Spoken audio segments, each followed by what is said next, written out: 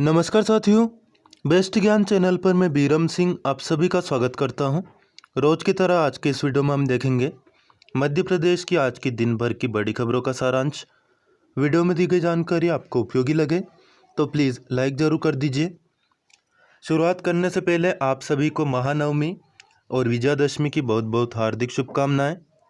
मध्य प्रदेश के मुख्यमंत्री शिवराज सिंह चौहान और पूर्व मुख्यमंत्री कमलनाथ दोनों ने ही प्रदेशवासियों को विजयादशमी और महानवमी की शुभकामनाएं प्रेषित की हैं। मुख्यमंत्री शिवराज सिंह चौहान के दौरे कार्यक्रम की बात करें तो आज दोपहर 2:30 बजे कानड़ जिला आगरमालवा में इनका रोड शो हुआ। इसके अलावा विधानसभा 8 पीपलिया में उसके बाद में रोड शो था। क्या कुछ घोषणाएं इन्होंने की हैं आगे देखेंगे। कर्ज माफ़ी, बीमा, समर्थन मूल्य और मौसम की ताज़ा खबर देखेंगे। एक और कांग्रेस विधायक ने जो इस्तीफा दिया है, इससे करते हैं खबरों की शुरुआत। मध्य प्रदेश से एक और कांग्रेस विधायक राहुल लोधी ने प्रोटेम स्पीकर रामेश्वर शर्मा को अपना इस्तीफा सौंपा। वह दमोह के विधायक थे। उपचुनाव से पहले कांग्रेस के एक और उम्मीदवार का भाजपा में शामिल होना कांग्रेस के लिए किसी झटके से कम नहीं है। लोधी से पहले उनके बड़े भाई प्रद्युम्न सिंह लोधी ने भी कांग्रेस छोड़कर भाजपा का दामन थाम लिया था। ऐसे में पहले से ही राहुल लोधी के भाजपा में शामिल होने को लेकर अटकलों का बाजार गर्म था और फाइनली जो प्रदेश अध्यक्ष है भाजपा के वी.डी. शर्मा और मुख्यमंत्री शिवराज सिंह चौहान की उपस्थिति में इन्होंने भाजपा का दामन थाम लिया है। प्रधानमंत्री नरेंद्र मोदी ने 25 अक्टूबर की मन की बात में मध्य प्रदेश के अतुल पाटीदार का जिक्र किया। उन्होंने कहा कि अतुल पाटीदार के ई प्लेटफॉर्म फार्म कार्ड के जरिए खेती के सामान जैसे खाद, बीज, पेस्टिसाइड, फंगिसाइड आदि की होम डिलीवरी पा रहे हैं, यानी किसानों को घर तक उनकी ज़रूरत की चीज़ें मिल रही हैं। इस डिजिटल प्लेटफॉर्म पर आधुनिक कृषि उपकरण भी किराए पर मिल जाते हैं, तो आप भी एक बार ट्राई कर सकते हैं। खुद देखिए कैसा है यह प्लेटफॉर्म। आप सबको महानवमी की हार्दिक शुभकामनाएं। नवरात्रि के इस पावन दिवस पर माँ दुर्गा की 9वीं शक्ति देवी सिद्धिदात्री की पूजा अर्चना की जाती है। माँ सिद्धिदात्री के आशीर्वाद से हर किसी को अपने कार्यों में सिद्धि प्राप्त हो।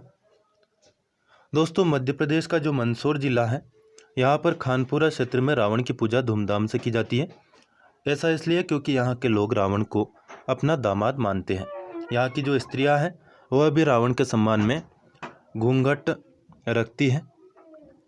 दोस्तों, भारत के सबसे बड़े सार्वजनिक क्षेत्र के bank state bank of India ने होम लोन से संबंधी खुशखबरी जारी की है। जो इसका इंटरेस्ट रेट है वह कम कर दिया गया है। तो इस दशहरा आप एंजॉय कर सकते हैं एसबीआई के साथ। होम लोन की जो शुरुआती दर है वह 6.90% से शुरू होती है। इसके अलावा प्रोसेसिंग फीस में भी आपको 100% का वेवर मिलेगा। साथ ही योनो ऐप से आप अप्लाई करते हैं तो उसके लिए स्पेशल कंसेशन अलग से मिलेगा। तो ये जो त्योहारी सीजन है, इंटरेस्ट रेट का जो कंसेशन है वह 25 बेसिस पॉइंट तक आप प्राप्त कर सकते हैं एसबीआई के जरिए। दोस्तों, 25 अक्टूबर का दिन भारतीय लोकतंत्र के इतिहास में काफ़ी महत्वपूर्ण है। 1951 में जो पहले आम चुनाव हुए थे, आज ही के दिन वोटिंग की शुरुआत हुई थी। भारत के गणतांत्रिक व्यवस्था को सफल बनाए रखने के लिए मुख्यमंत्री शिवराज सिंह चौहान ने सभी देशवासियों को बधाई दी है। साथ ही में जो दशहरा होता है उसी दिन राष्ट्रीय स्वयंसेवक संघ का भी स्थापना दिवस होता है। संघ प्रमुख मोहन भागवत ने नागपुर से देशवासियों को इस अवसर पर संबोधित किया। उन्होंने कहा कि विपक्ष नागरिकों को खास तौर पर जो नागरिकता कानून है इस पर बरगलाने का काम कर रहा है। प्रधानमंत्री नरेंद्र मोदी ने अपने मन की बात कार्यक्रम के जरिए देश को संबोधित किया। मन की बात कार्यक्रम का यह 70वां संस्करण था। पीएम मोदी ने आज अपने संबोधन में देशवासियों को विजयादशमी की शुभकामनाएं दी। उन्होंने सावधानी से त्यौहार मनाने की भी बात कही। इसके साथ ही उन्होंने लोगों से देश के वीर सैनिकों के लिए घर में एक दिया जलाने की अपील की। सीएम शिवराज सिंह चौहान ने मुरैना में चुनावी सभा को संबोधित करते हुए पूर्व मुख्यमंत्री कमलनाथ को आड़े हाथ लिया था। उन्होंने आरोप लगाया कि कमलनाथ जी ने किसानों, युवाओं, बेटियों से किया एक भी वचन पूरा नहीं किया, बल्कि विकास के सारे काम ठप हो गए थे। अब कमलनाथ जी कह रहे हैं कि हमारी सरकार गिर गई, नहीं तो हम नौकरियों में बम्पर भर्ती करते। शिवराज ने सवाल किया कि सरकार में रहते आपने भर्ती क्यों नहीं की। जवाब दीजिए। दोस्तों, Indian council of medical research यानी कि ICMR के नेशनल इंस्टीट्यूट ऑफ वायरोलॉजी के साथ मिलकर कोरोना वायरस वैक्सीन बना रही कंपनी भारत बायोटेक ने एक अच्छी खबर दी है। भारत बायोटेक का कहना है कि उसकी वैक्सीन, जिसका नाम है कोवैक्सीन, अगले साल जून तक उपलब्ध हो जाएगी। CM शिवराज सिंह चौहान ने खजूरी खडारा जिला मुरैना में आयोजित जनसभा के माध्यम से विधानसभा अम्बाह और दिमनी की संयुक्त सभा को संबोधित किया। उन्होंने कहा कि मैंने 6 महीने में 24,000 करोड़ से अधिक किसान और जनता के कल्याण के लिए खर्च किया है। कमलनाथ जी को मेरे नारियल फोड़ने से दिक्कत है, विकास के कार्य होंगे तो नारियल तो फूटेंगे ही।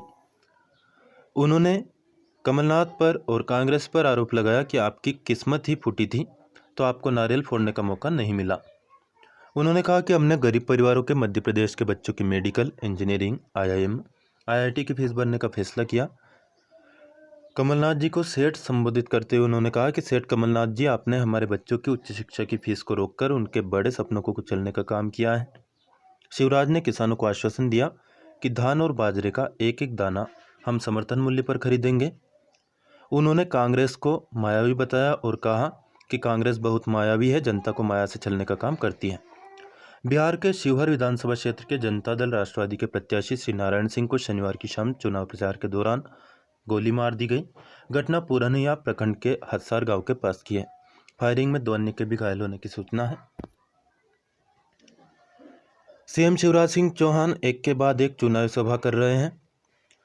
इसी बीच ग्वालियर में भी उन्होंने चुनावी सभा को संबोधित किया था। कोटेश्वर मैदान जिला ग्वालियर में आयोजित जनसभा में विचार साझा करते हुए उन्होंने कहा कि कांग्रेस की बड़ी अजीब सी हालत हो गई है। मैं जनता के सामने झुकता हूं तो कांग्रेसी कहते कि शिवराज ने घुटने टेक दिए। मुझे जनता के सामने घुटने टेकने में कोई परहेज नहीं है।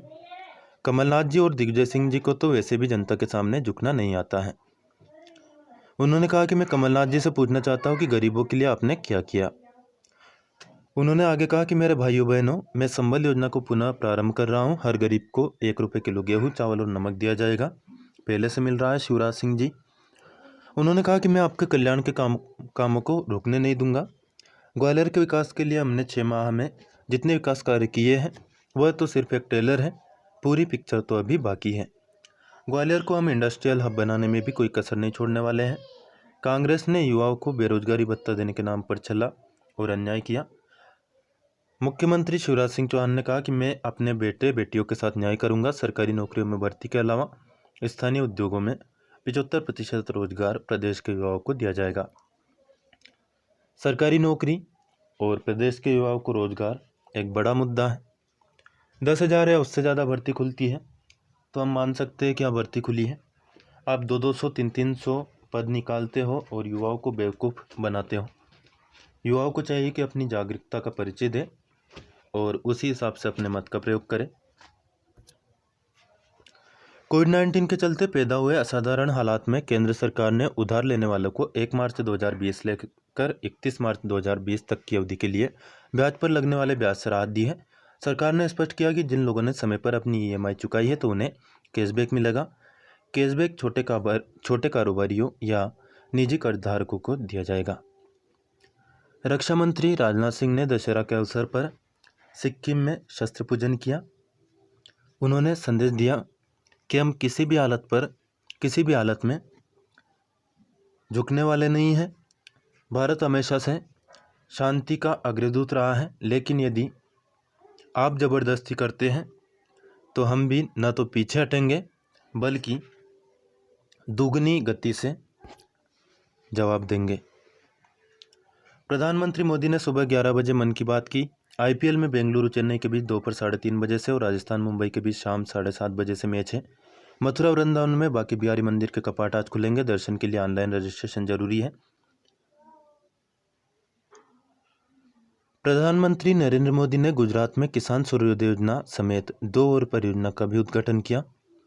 प्रधानमंत्री ने गुजरात में VC के जरिए किसान सूर्योदय योजना, पीडियाट्रिक हार्ट अस्पताल और गिरनार रोपवे परियोजनाओं का उद्घाटन किया। इस दौरान उन्होंने कहा कि ये तीनों परियोजनाएं एक तरह से गुजरात की शक्ति, भक्ति और स्वास्थ्य के प्रतीक है। सूर्योदय योजना के तहत किसानों को सिंचाई के लिए दिन में 9 से 5 बजे तक बिजली की आपूर्ति की जाएगी। तो यह क्रांतिकारी कदम एक तरह से कहा जा सकता है, क्योंकि किसान निश्चित तौर पर जो बिजली मिलती है, जिस तरह से मिस कॉल आते हैं उस तरह से बिजली आती जाती है, जिससे किसान काफ़ी परेशान रहते हैं। और ख़ास तौर पर व्हाट्सएप और अन्य सोशल मीडिया पर भी वायरल है और सच भी है। मास्टर साहब को ठंड लगती है तो आप टाइम बढ़ा देते हैं स्कूल का, 7 बजे स्कूल का टाइम है तो 10-11 बजे कर देते हैं। लेकिन क्या किसान को ठंड नहीं लगती? क्या किसान के मानव अधिकार नहीं है? क्यों किसान को आधी रात को खेत में जाना पड़ता है? क्यों उन्हें बिजली नहीं मिलती? यदि आप सरकारी कर्मचारियों को ऑफिस में देखिए, वास्तव में जो फील्ड है किसान का, किसान को मिलता तो कुछ है नहीं। कहने को उसके पास ज़मीन है, लेकिन उसका ज़्यादा उपयोग उसके पास है नहीं, क्योंकि उसे वह इज्जत के नाम से बेच नहीं सकता। और यदि वह खेती करे तो उसको मुनाफा होता नहीं है। आप सभी जानते हैं घाटे का सौदा खेती है। दिन में वह पशुपालन में ध्यान देता है, दूध वगैरह निकालता है, और रात में खेतों में जाके मजदूर से भी ज़्यादा मेहनत करता है। ऐसे में ज़रूरी है कि किसान के हितों को ध्यान में रखते हुए दिन में बिजली सरकार दे, क्योंकि किसान भी मानव है, उसके भी मानव अधिकार है। उसको भी सुख सुविधा न सही, लेकिन कम से कम दुख तो न हो, ऐसी व्यवस्था सरकार को करनी चाहिए यदि वास्तव में आप किसान हितैषी हो तो। प्रधानमंत्री जी ने गुजरात में जो काम किया है वह निश्चित तौर पर काबिले तारीफ़ है। मामा जिस तरह से किसान हितैषी होने का दावा करते हैं, उनको चाहिए कि दिन में कम से कम 9 से 10 घंटे बिजली किसानों को दी जाए। खैर, आगे बढ़ते हैं और देखते हैं अन्य समाचार। सूर्योदय योजना की बात करें तो किसानों को सिंचाई के लिए दिन में 9 से 5 बजे तक बिजली की आपूर्ति की जाएगी गुजरात में। इस योजना के तहत 2023 तक बुनियादी ढांचा तैयार करने के लिए राज्य सरकार ने 3500 करोड़ रुपए का बजट रखा है। पीएम मोदी ने कहा कि सिंचाई सुविधा को बेहतर बनाने के लिए सोलर पंप लगाकर 70,50,000 परिवारों की मदद की जा रही है। इससे उन्हें सिंचाई में मदद मिलेगी और अतिरिक्त आय भी प्राप्त होगी। बहुत जल्द गुजरात देश के उन राज्यों में होगा जिसके हर घर में पाइप से जल पहुँचेगा। तो दोनों ही क्रांतिकारी कदम आप मान सकते हैं। साथ ही में किसानों के हित की बात करें तो एक और क्रांतिकारी कदम जो उठाया है पंजाब सरकार ने, न्यूनतम समर्थन मूल्य की गारंटी देने का। पंजाब ऐसा करने वाला देश का पहला राज्य बन गया है। उसके बाद छत्तीसगढ़ की सरकार ने भी ऐसा ही कदम उठाने और राजस्थान की सरकार ने भी उठाने का वादा किया है। खासतौर पर राजस्थान के मुख्यमंत्री तो कह ही चुके हैं। पीएम मोदी ने गिरनार रोपवे का जिक्र करते हुए कहा कि आज गुजरात को जो तीसरा उपहार मिला है उसमें आस्था और पर्यटन दोनों ही जुड़े हैं। गिरनार पर्वत पर मां अम्बे विराजती है, गोरखनाथ शिखर भी है, गुरु दत्तात्रेय का शिखर है और जैन मंदिर भी है। अब यहाँ विश्व स्तरीय रोपवे बनने से सभी को सुविधा मिलेगी और दर्शन का अवसर मिलेगा। साथ ही स्थानीय लोगों को रोजगार भी मिलेगा। मध्य प्रदेश से एक और दिलचस्प खबर है। ग्वालियर ईस्ट सीट से विधानसभा का उपचुनाव लड़ रहे भाजपा प्रत्याशी और शिवराज कैबिनेट के मंत्री प्रद्युम्न सिंह तोमर कांग्रेस कार्यकर्ता के कदमों में झुक गए। उनका वीडियो वायरल हो गया है। उन्होंने कांग्रेस कार्यकर्ता के हाथ जोड़े, पैर पड़े और कहा, तुम्हें हमारी कसम, किसी और के साथ मत जाना। जबकि कार्यकर्ता ने कहा कि मैं कांग्रेस के साथ गद्दारी नहीं कर सकता। यह वीडियो सोशल मीडिया पर खूब वायरल है। आईपीएल की बात करें तो स्पिनर वरुण चक्रवर्ती की गेंदों के जादू ने कोलकाता नाइट राइडर्स को दिल्ली कैपिटल्स पर 59 रन की बड़ी जीत दिला दी। कोलकाता की ओर से मिले 195 रन के जवाब में दिल्ली की टीम 20 ओवर में 9 विकेट पर 135 रन ही बना सकी।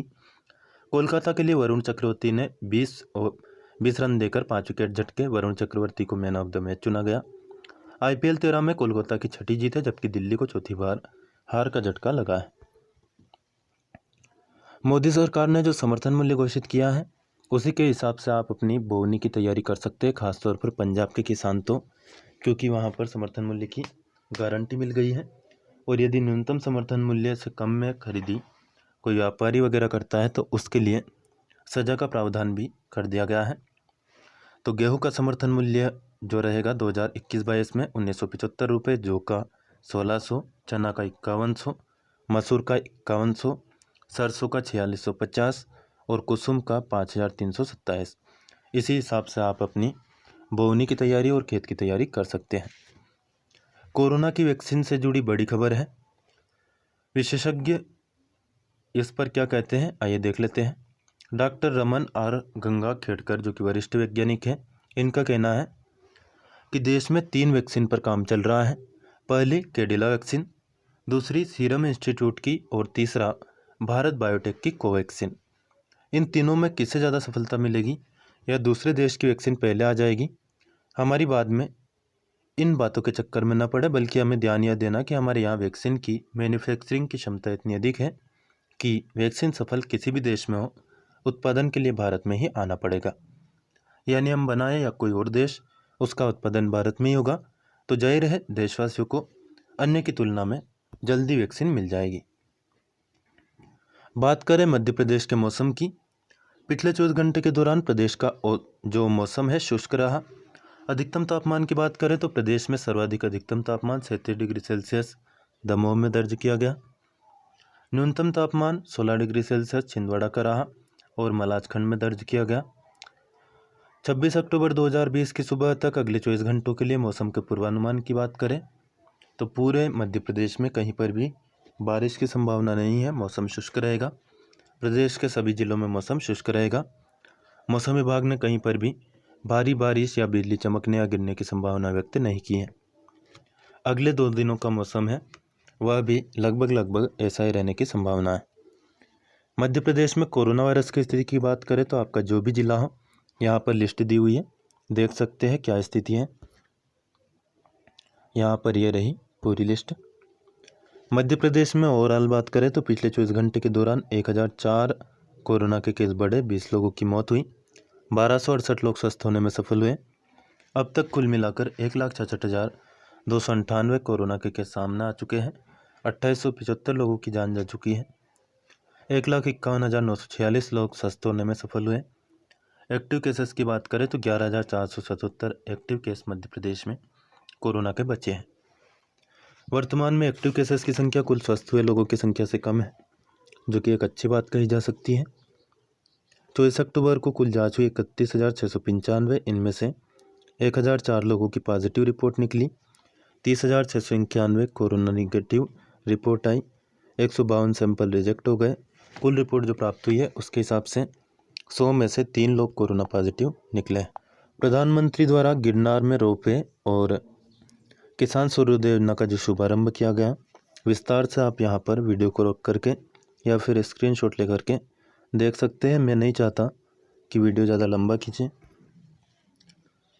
और UN Mehta institute of cardiology and research centre के बारे में विशेष बात हम देखें तो UN मेहता संस्थान अब कार्डियोलॉजी के लिए देश का सबसे बड़ा अस्पताल बन जाएगा और सबसे बड़ा एकल सुपर स्पेशलिटी कार्डियक शिक्षण संस्थान भी बन जाएगा। 470 करोड़ रुपए की लागत से विस्तार के बाद बेड की संख्या 450 से बढ़कर हो जाएगी 1251। संस्थान दुनिया के सबसे बड़े एकल सुपर स्पेशलिटी कार्डियक अस्पताल में से एक बन जाएगा। अनुसंधान केंद्र में देश का पहला ICU हानविल होगा, जो उन्नत सुविधाओं वाला कार्डियक ऑपरेशन थिएटर से लैस होगा। संस्थान में 14 ऑपरेशन सेंटर और 7 कार्डियक कैथराइजेशन लैब भी शुरू किए जाएंगे। तो यह सुविधा, बड़ी सुविधा प्रधानमंत्री मोदी जी ने दी है। प्याज की कीमतों को कम करने के लिए सरकार ने जो कदम उठाए हैं उसकी बात करें तो प्याज की उपलब्धता बनाए रखने के लिए निर्यात पर प्रतिबंध लगा दिया गया है। बफर स्टॉक में से प्याज की आपूर्ति की जा रही है और प्याज का आयात के लिए नियमों में भी ढील दी गई है। आपको बता दें, देश के लगभग सभी शहरों में प्याज 50 रुपये से ज़्यादा कीमत में बिक रहा है, कहीं कहीं पर तो 100 रुपये तक इसका भाव जा पहुंचा है। देखिए, पंजाब में किसानों को समर्थन मूल्य की गारंटी वाली खबर आप यहाँ पर देख सकते हैं, दैनिक भास्कर अखबार के द्वारा ली गई है। पंजाब ने किसानों को समर्थन मूल्य की गारंटी दी। गहलोत बोले राजस्थान भी ऐसा करेगा। पंजाब सरकार ने 4 विधेयक पेश किए हैं। MSP से कम कीमत पर धान या गेहूं की खरीदी या बिक्री पर 3 साल की सजा और जुर्माना लगेगा।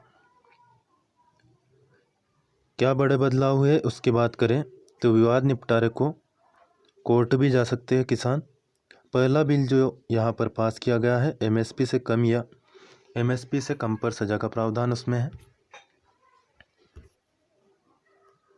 दूसरा बिल जो है, खरीद को वकीली खरीद को यकीनी बनाने का प्रावधान उसमें है। किसानों को तंग करने या कम कीमत देने पर सजा का भी प्रावधान किया गया है। तीसरा बिल जो है जमाखोरी और कालाबाजारी रोकेगा। उपभोक्ताओं को कृषि उपज की जमाखोरी और कालाबाजारी से बचाने के लिए और किसानों के हितों की रक्षा के लिए राज्य सरकार द्वारा जरूरी वस्तुएं बिल भी जो है सदन में पारित किया गया है। चौथा बिल लाया गया, छोटे किसानों की जमीन कुर्क नहीं होगी। इस बिल में किसानों को 2.5 एकड़ से कम जमीन की कुर्की से राहत दी गई है। सरकार ने छोटे किसानों और अन्य को 2.5 एकड़ तक की जमीन की कुर्की या फरमान से पूरी छूट देने की व्यवस्था की है। तो निश्चित तौर पर जो ये निर्णय है किसानों के लिए आमूलचूल परिवर्तन और भले के लिए लाए गए निर्णय हैं। प्रदेश में 7 लाख किसान एमएसपी पर सिर्फ 25% पैदावार ही बिकती है। यह स्थिति फिलहाल है राजस्थान में। 24 अक्टूबर को विश्व पोलियो दिवस मनाया गया। भारत अब पोलियो मुक्त देश है, फिर भी यह खतरा अभी पूरी तरह खत्म नहीं हुआ है, इसलिए पोलियो की खुराक लगातार बच्चों को पिलाते रहना चाहिए। ऑल इंडिया वेदर जो फारकास्ट है वह आप यहाँ पर देख सकते हैं। जो दक्षिण पश्चिम मानसून है वह लगातार वापसी की ओर है। इसकी जो निर्गमन लाइन है वह गुजर रही है कूच बिहार, श्री निकेतन, रांची, पेंड्रा रोड, मंडला, नरसिंहपुर, इंदौर, वल्लभ विद्यानगर, पोरबंदर से होकर के। और भी जो कंडीशन आगे है वह दक्षिण पश्चिम मानसून के निर्गमन की बन रही है। अब ये झारखंड, छत्तीसगढ़, मध्य प्रदेश, गुजरात और पूरा जो उत्तरी अरब सागर है वहाँ से भी वापसी की ओर है। साथ ही में उड़ीसा, उत्तरी महाराष्ट्र और मध्य अरब सागर से भी अगले 24 घंटों में यह वापसी करेगा। अगले 2 दिनों में पूरे भारत से यह मानसून वापस हो जाएगा। लेकिन बांग्लादेश और उसके पड़ोस में एक लो प्रेशर एरिया बना हुआ है। साइक्लोनिक सर्कुलेशन जो बना हुआ है 3.1 किलोमीटर की गति से हवाएं 3.1 किलोमीटर जो समुद्री तल से ऊपर है, यह लो प्रेशर एरिया बना हुआ है। इसके अलावा जो पश्चिमी विक्षोभ है उसका भी चक्रवाती घेरा बना हुआ है उत्तर पश्चिम उत्तर प्रदेश में और उसके पड़ोस में, समुद्री तल से 3.1 किलोमीटर ऊपर। इसके अलावा एक और पश्चिमी विक्षोभ जो है उसका ट्रफ बना हुआ है समुद्री तल से 5.8 किलोमीटर ऊपर,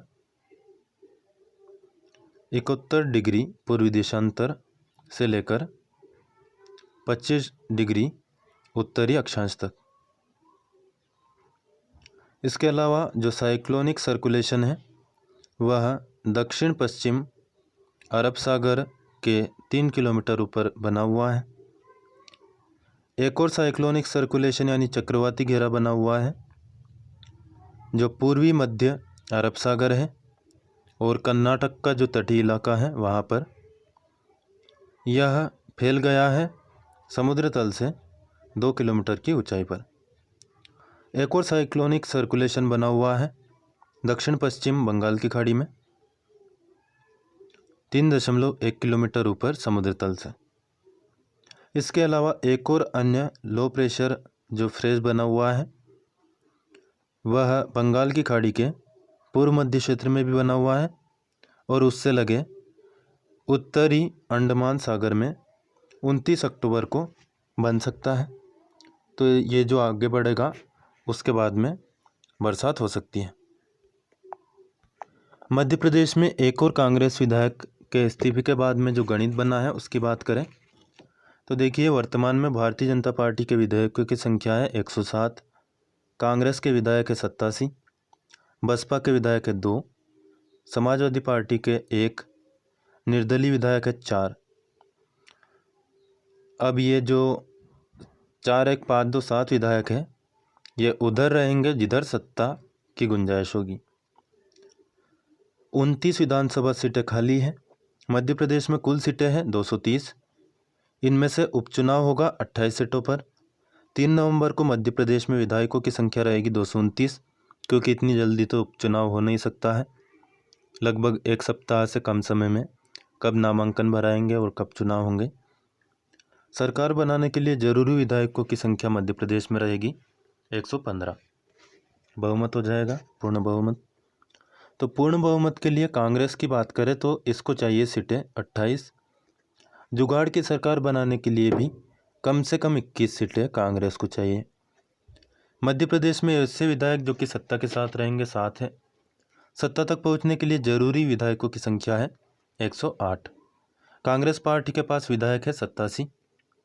अब उपचुनाव में कितनी सीटों पर जीत जरूरी है, तो 21 सीटों पर जीत जरूरी है। वही भारतीय जनता पार्टी के पास विधायकों की संख्या है 107। तो निश्चित तौर पर बीजेपी को काफ़ी कम सीटें चाहिए। दोस्तों, यह था मध्य प्रदेश की अब तक की दिन भर की बड़ी खबरों का सारांश। वीडियो थोड़ा सा लंबा जरूर खींचा, लेकिन यहाँ पर हर एक काम की जानकारी आप तक मैंने पहुँचाने की कोशिश की है। वीडियो में दी गई जानकारी उपयोगी लगे तो प्लीज़ लाइक ज़रूर कर दीजिए। अन्य दोस्तों को भी शेयर कर सकते हैं। इस चैनल को सब्सक्राइब ना किया हो तो सब्सक्राइब कर लीजिए, और सब्सक्राइब कर चुके हो तो बेल आइकन यानी कि घंटी का बटन ज़रूर दबा दें, ताकि आपको नोटिफिकेशन मिलना शुरू हो जाएंगे। कोई प्रश्न या सुझाव हो तो कमेंट करके पूछ सकते हैं या बता सकते हैं। धन्यवाद। जय जवान, जय किसान, जय हिंद, जय भारत।